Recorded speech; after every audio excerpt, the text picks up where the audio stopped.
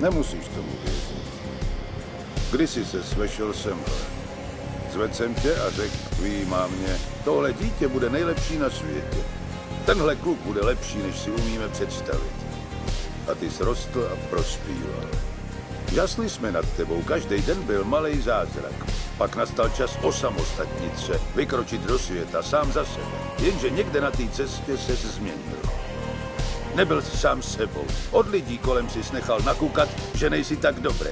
Když bylo ještě hůř, začal si hledat vinu jinde, ve velkým stínu. Řeknu ti něco, co už víš. Kill the boy, Jon Snow, kill the boy.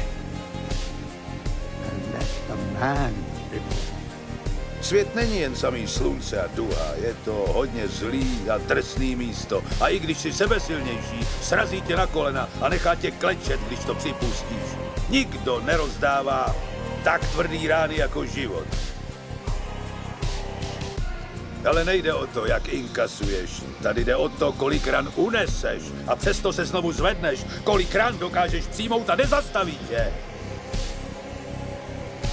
Jenom tak se vítězí.